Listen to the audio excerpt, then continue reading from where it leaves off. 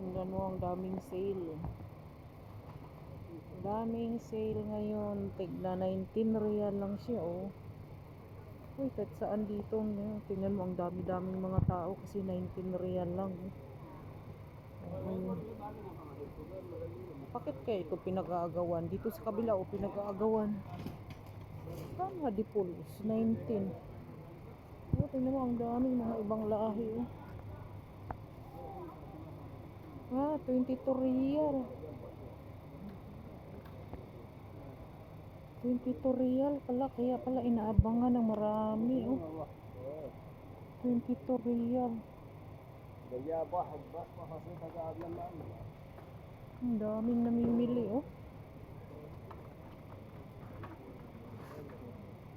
Yan yung mga price, 22 real.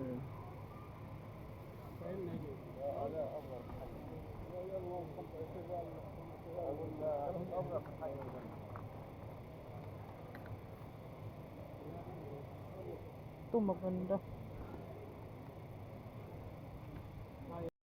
Dito sa mga presyo dito sa Carrefour, o diba? Ang daming sale pag Ramadan. Yung basahan na yan, mura lang yan. O, ang dami-dami ditong namimili sa Carrefour ngayon kasi maraming sale pag Ramadan. Yan dito mga Ramadan, sobra, o. Mga iba't ibang mga items, o. Mayroon pa nga dyan, sobrang mura talaga. Ganito pag Ramadan dito sa ibang bansa, lalo sa Middle East, ang dami mong pagpipilian. Yung blanket na yan, oh. Blanket, mga pillowcase.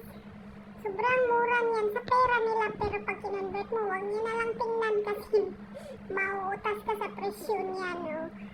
Dati nakakabili din ako dyan, mga sale, kaya lang ngayon hanggang tingin na lang, o 10 real, 39. Pag nandito ka talaga sa Carrefour or sa other store pa, ang gandang tingnan ng mga ano nila, karatula, kasi maraming sale, as in yung mabibighani ka sa mga sale dito sa ibang bansa, lalo pag mga Ramadan, Christmas, mga basta may mga event na month, agoy ang dami nila nilalabas, oh. Kahit saan dyan, gusto ko sanang bibili dyan ng t-shirt. Nakabili ako dyan isa, gusto ko kunin yung ano dyan, green, kaso ano, maliit lang naman, oh. Diba, namumulaklak sa sale, tig-10 real, tig-10 real. Ibig sabihin, tig-10 real. Pag kinonvert mo yan, 100 lang yan sa, 100 yan sa Pilipinas. Pero sa pera nila, mura talaga pag pera dito. Dito kasi sa ibang bansa, titingnan mo sa pera nila, mura, pero pag kinonvert mo, mahal. Kaya mahal dito ang cost of living sa ibang bansa, kung ordinaryong tao ka lang. Pero para sa mga lokal, mura lang. Nakarating ako dito sa mga tuwalya. Yan ang tuwalya nila. Maganda yung quality niyan, made in Pakistan. Dati yung bili ko niyan, dati nakukuha ko niyan ng 3, 4. Ngayon tinitingnan ko na lang, nagtaas na ng presyo. Dating 10 real, ngayon 13 na lang ang hatayat. Maganda ang quality ng ano, made in Pakistan. Kaysa China, habang nag-iikot ako, nandito din ako sa mga shampoohan, yung shampoo na yun, made in Philippines yan. Merong made in Philippines yan, merong made in UAE. 21 real. Samantalang pag nag-online ka, ang mahal, yan 12 real. Promo din yan, 12 real, kaso mga maliliit yan. Doon nga sa Kawarda na online seller dito sa Qatar, yung ganyan, 29 real. 2 piece.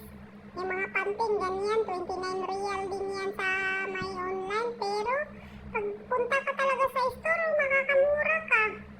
Kasi tig-21 lang pala, ang laki ng diferensya, oh. Ay, mga chocolate. Sale din yung mga chocolate dyan. Kaso, lang, hindi talaga ako makakabili. Saed ang bulsa, day. Saed, ikot-ikotin mo, sobrang mura ang bilihin dito. Madaming mga chocolate hanggang nakarating ako dito sa may Toblerone. Ito lang talagang inaabangan ko kasi makakasave ka nito, tsaka ang lalaki, tigna 19 real. Dati yan, 16, 17 real na ang sale niya nung kapanahonan.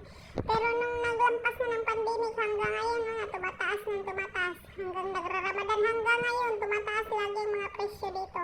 Kung sa Pilipinas ay nagtaasan mas lalo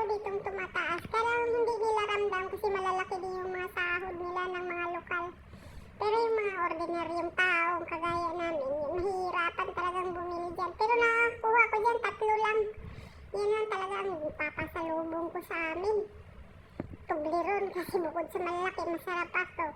Yan din dairy milk, soil din yan. O, 3 for 12 real. O, dating 8 real lang yan nung kapanahunan. Pero ngayon, nag-ano na siya eh, nagtaas na ng presyo, 12 real. O, 12.75 pa nga eh. Dati, nung last 10 real yan yung tatlo. Ngayon, mahal na. Hirap ng kumita ng pera. Lalo dito sa ibang bansa pag wala kang trabaho. Kailangan pag may trabaho, pagtsagaan mo na lang hanggat hindi sinasaktan. Sige, trabaho. Iniikot-ikutan ko talaga yung Toblerone. Gusto ko talagang bumibili. Masarap mamili. Diyos ko po, ang pera na lang talaga ang wala. Kahit saan dito, kahit masaan kang store, sobrang dami ng sale. Niikot-ikot ko talaga, kung saan-saan ako makakarating hanggang pabalik-balik talaga ako sa sa Toblerone. Yan lang talaga binabalik-balikan ko, Toblerone. Ang ibang mga chocolate sale din, kaso medyo nagtaas din yung price, kagaya ng Martesel, taas din ang price, sale pa rin siya.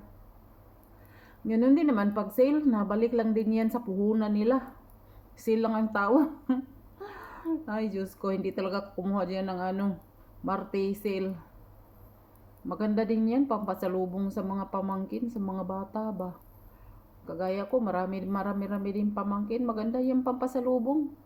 Martesel at saka M&M o Snickers, mga Twix, maraming sale. Nido, dati yung Nido, sobrang mura din yan. Nakakabili ako ng gatas.